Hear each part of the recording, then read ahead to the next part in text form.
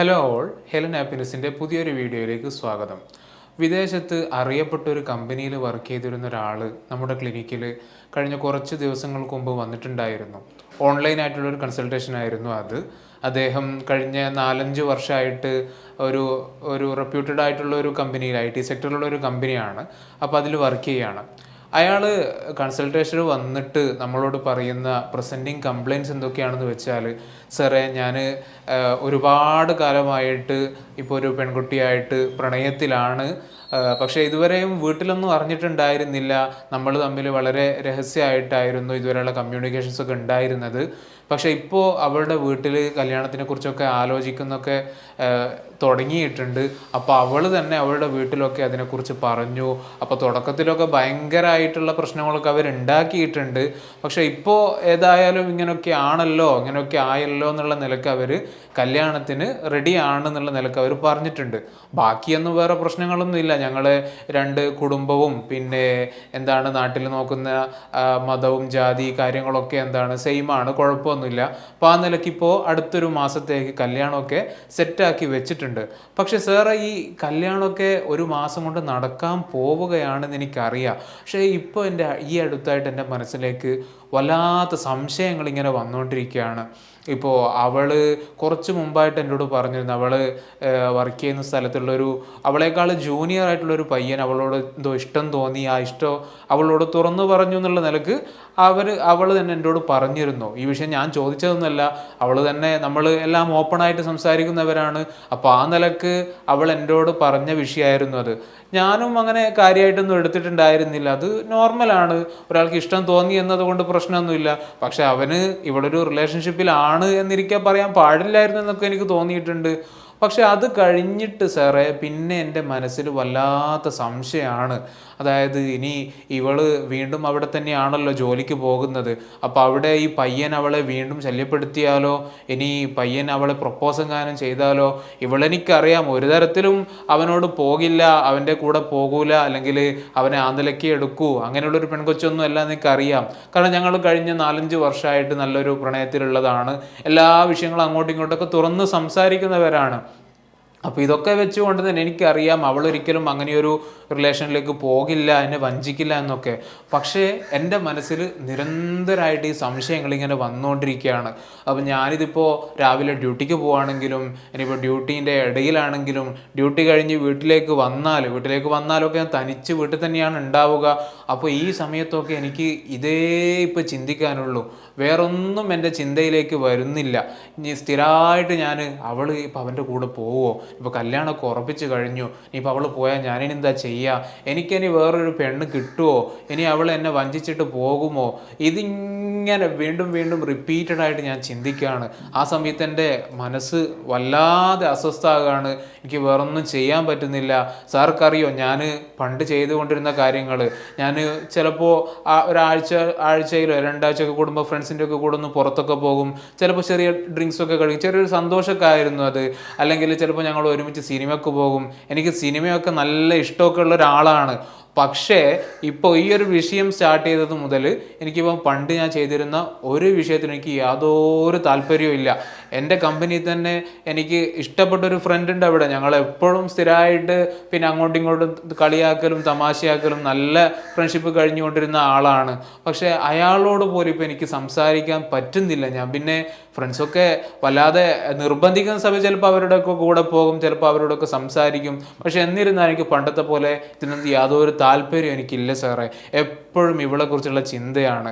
എനിക്ക് ഏറ്റവും വലിയ പേടി എന്ന് പറഞ്ഞാൽ, ഇതിപ്പോൾ എനിക്ക് കല്യാണം കഴിച്ച് കഴിഞ്ഞാൽ ഈ ഒരു ചിന്ത വന്നാലോ എന്നതാണ് എൻ്റെ പ്രശ്നം. അപ്പോൾ ഈ ഒരു കംപ്ലയിൻസുമായിട്ടാണ് ഇയാൾ ഫസ്റ്റ് സെഷനിൽ നമ്മുടെ അടുത്തേക്ക് വരുന്നത്. ഇയാളാണെങ്കിൽ വല്ലാതെ പേടിയുണ്ട്, സങ്കടമുണ്ട്, ചിലപ്പോഴൊക്കെ ഈ കുട്ടിയോട് ദേഷ്യമുണ്ട്. എന്തിനാണ് ഈ കുട്ടി എന്നോട്, ഈ പെൺകുട്ടി എന്തിനാണ് ഈ ഒരു പയ്യൻ്റെ കാര്യമൊക്കെ പറഞ്ഞതെന്നുള്ളതിനൊക്കെ ദേഷ്യമുണ്ട്. അപ്പോൾ ഇവർ തമ്മിലുള്ള ബന്ധത്തിൽ, ഇവർ തമ്മിൽ നിലവിലുള്ള കമ്മ്യൂണിക്കേഷനിലൊക്കെ വല്ലാത്ത പ്രശ്നങ്ങൾ ഉണ്ടായിട്ടുണ്ട്. ഇയാൾക്ക് സ്വാഭാവികമായിട്ട് സംശയങ്ങൾ തോന്നുന്നു, വല്ലാതെ ആങ്ഷ്യസ് ആകുന്നു, ആങ്സൈറ്റി കൂടുന്ന സമയത്ത് ആ ഒരു ടെമ്പററി റിലീഫ് എന്നുള്ള നിലക്ക് എന്താക്കുകയാണ്, ഇയാൾ അവളെ വിളിക്കുകയാണ്. ഈ വിളി ഒരു തവണയാണെങ്കിൽ പ്രശ്നമല്ല, ചിലപ്പോൾ അവൾ ഡ്യൂട്ടിയുള്ള സമയത്തായിരിക്കും ഉണ്ടാകുക, അല്ലെങ്കിൽ അവൾ വേറെ എന്തെങ്കിലും പണീൻ്റെ ഇടയ്ക്ക് ഉണ്ടാകുക, അത് ഇയാൾ ഡ്യൂട്ടിയിലുള്ള സമയത്താണ് ഉണ്ടാവുക. അപ്പോൾ പ്രത്യേകിച്ച് ഒരു സമയമൊന്നും ഇല്ലാതെ ഇടയ്ക്കിടയ്ക്ക് ഇയാൾക്ക് ചിന്ത വരുന്ന സമയത്തൊക്കെ ഇയാൾ അറിയാതെ അവളെ വിളിച്ചു പോവുകയാണ്. അപ്പോൾ അത് സ്വാഭാവികമായിട്ട് നമുക്കറിയാം, ഒരാളിങ്ങനെ വീണ്ടും വീണ്ടും വിളിച്ച് ശല്യപ്പെടുത്തുന്ന രൂപത്തിലാണെങ്കിൽ അവിടെ എത്ര സ്നേഹം ഉണ്ടെങ്കിലും പ്രണയമൊക്കെ ഉണ്ടെങ്കിലും അവിടെ ഈ ഒരു പ്രശ്നം ഉണ്ടാകും. അവൾ ചോദിക്കുന്നത് തിരിച്ചു ചോദിക്കാൻ അവൾക്കുള്ളത്, ഇത്രയും വർഷം നമ്മൾ ഒരുമിച്ച് കഴിഞ്ഞിട്ടും ഇപ്പം നിങ്ങൾക്ക് എന്നെ സംശയം തോന്നി തുടങ്ങിയോ? അപ്പോൾ പിന്നെ ഇത്രയും നമ്മൾ തമ്മിലുള്ള പ്രണയത്തിന് എന്ത് അർത്ഥമാണുള്ളത്? എന്ത് രൂപത്തിലാണ് നമ്മൾ തമ്മിൽ ഈ ഒരു അണ്ടർസ്റ്റാൻഡിങ് ഉണ്ടായിട്ടുള്ളത്? അപ്പോൾ നിങ്ങൾ ഒരിക്കലും എന്നെ ഇങ്ങനെ ഈ രൂപത്തിൽ സംശയിക്കാൻ പാടുണ്ടോ? ഇനിയിപ്പോൾ ഒരു പയ്യൻ എൻ്റെ അടുത്ത് വന്ന് ഇഷ്ടമാണെന്ന് പറഞ്ഞാൽ ഞാൻ അവിടെ വിട്ടുപോകാൻ മാത്രമോ? അത്തരത്തിലുള്ളൊരു പെൺകുട്ടി ആയിട്ടാണോ നിങ്ങൾ എന്നെ മനസ്സിലാക്കിയത് എന്നാണ് ഈ പെൺകുട്ടി അയാളോട് തിരിച്ചു ചോദിക്കുന്നത്. ഏതായാലും ഇപ്പോൾ അവർ തമ്മിൽ ഈ ഒരു റിലേഷനിൽ നന്നായിട്ട് പ്രശ്നങ്ങളായിട്ടാണ് ഇപ്പോൾ ഉള്ളത്. അപ്പോൾ ഇതിൽ എന്തെങ്കിലും ഒരു പരിഹാരം, സാറേ എനിക്കറിയൂല ഇത് എൻ്റെ ഭാഗത്താണ് പ്രശ്നം, ഇനി അതല്ല അവളുടെ ഭാഗത്താണോ പ്രശ്നം എന്നൊന്നും എനിക്കറിയില്ല, ഇതെങ്ങനെയെങ്കിലും സാർ ഒന്ന് പരിഹരിച്ച് തരണം, എന്തെങ്കിലും ഒരു പ്രതിവിധി തരണം എന്നുള്ള നിലക്കാണ് ഇയാൾ നമ്മുടെ അടുത്ത് വരുന്നത്. അപ്പോൾ ഫസ്റ്റ് സെഷനിൽ ഈ രൂപത്തിൽ പ്രസൻറ്റ് ചെയ്തുകൊണ്ട് തന്നെ ഇനി ഇവർ തമ്മിലുള്ള വേറെ എന്തെങ്കിലും കമ്മ്യൂണിക്കേഷനിൽ ഇഷ്യൂ ആണോ, വേറെ എന്തെങ്കിലുമൊക്കെ ആണോ, ആ നിലക്കുള്ള ഒരുപാട് ആലോചനകളിലേക്ക് നമ്മൾ പോകും സ്വാഭാവികമായിട്ടും. പിന്നെ ആ സമയത്ത് വേറൊന്നും ചെയ്തിട്ടൊന്നുമില്ല. ഫസ്റ്റ് സെഷനിൽ ഇയാളെ കേട്ടു കഴിഞ്ഞു, ഇയാളുടെ ഫീലിങ്സും കാര്യങ്ങളൊക്കെ നമ്മൾ വാലിഡേറ്റ് ചെയ്ത് കൊടുക്കും, നല്ലൊരു തെറാപ്യൂട്ടിക് അലയൻസ് ഒക്കെ ഉണ്ടാകും. അപ്പോൾ ആ നിലക്കാണ് നമ്മൾ ഫസ്റ്റ് സെഷൻ പോയത്. അപ്പോൾ ആ ഒരു സമയത്ത് തന്നെ നമ്മൾ ഇനി വേറെന്തെങ്കിലും ആകാൻ സാധ്യതയുണ്ടോ, ഇവർ തമ്മിൽ വേറെന്തെങ്കിലും, ഈ സംശയമൊക്കെ പറയുന്ന സമയത്ത് സ്വാഭാവികമായിട്ട് അവിടെ OCD ഒരു ചാൻസ് ഒക്കെ ഉണ്ട്. അപ്പോൾ അത് ഏതായാലും അടുത്തൊരു സെഷനിൽ നോക്കാന്നുള്ള നിലക്കായിരുന്നു നമ്മൾ ഫസ്റ്റ് സെഷനിൽ പിരിഞ്ഞിട്ടുണ്ടായിരുന്നത്. അപ്പോൾ സെക്കൻഡ് സെഷനിൽ വന്നു. സെക്കൻഡ് സെഷനിൽ പറഞ്ഞപ്പോൾ ഇയാൾ പറഞ്ഞു, പിന്നെ ഇപ്പോൾ കുറച്ചൊരു വ്യത്യാസമൊക്കെ ഉണ്ട്. പിന്നെ ഇപ്പോൾ ഇന്നലെ ഞാൻ എൻ്റെ അടുത്തൊരു പരിചയക്കാരൻ്റെ വീട്ടിലൊക്കെ പോയി, അത് ഞാൻ അയാളോട് പറഞ്ഞതായിരുന്നു, അയാളെ ശ്രദ്ധ ജസ്റ്റ് ഒന്ന് ഡൈവേർട്ട് ചെയ്യാന്നുള്ള നിലക്ക്. അപ്പോൾ ആ നിലക്ക് അങ്ങനെയൊക്കെ പോയിരുന്നു സാർ. പക്ഷേ എനിക്ക് എന്താണെന്നറിയില്ല, ഇപ്പോഴും അതേപോലെ തന്നെയാണ്, സന്തോഷമൊന്നും ഇല്ല, ഇപ്പോൾ ഒന്നിനൊരു മൂടില്ലാത്തൊരവസ്ഥ തന്നെയാണ്. വീണ്ടും വീണ്ടും അവളെ വിളിച്ചുകൊണ്ടിരിക്കുകയാണ്, വിളിക്കുന്ന സമയത്തൊക്കെ അവൾക്ക് ദേഷ്യം വരുന്നുണ്ട്, എനിക്ക് സ്റ്റോപ്പ് ചെയ്യാൻ പറ്റുന്നില്ല സാറേ എന്ന് പറഞ്ഞു. അപ്പം ഞാൻ അയാളോട് വെറുതെ ഇങ്ങനെ ചോദിച്ചു നോക്കുകയാണ്, നമ്മൾ ആ നിലക്കാണല്ലോ ചോദിക്കുക, നിങ്ങൾ പിന്നെ കുളിക്കാനും പിന്നെ അതേപോലെ തന്നെ ബാത്റൂമിലൊക്കെ സമയം എടുക്കാറുണ്ടോ, അങ്ങനെയാണ് നിങ്ങളെ ഈ വൃത്തിയും കാര്യങ്ങളൊക്കെ വല്ലാതെ ഉണ്ടെന്നൊക്കെ ഫ്രണ്ട്സൊക്കെ പറയാറുണ്ടോ?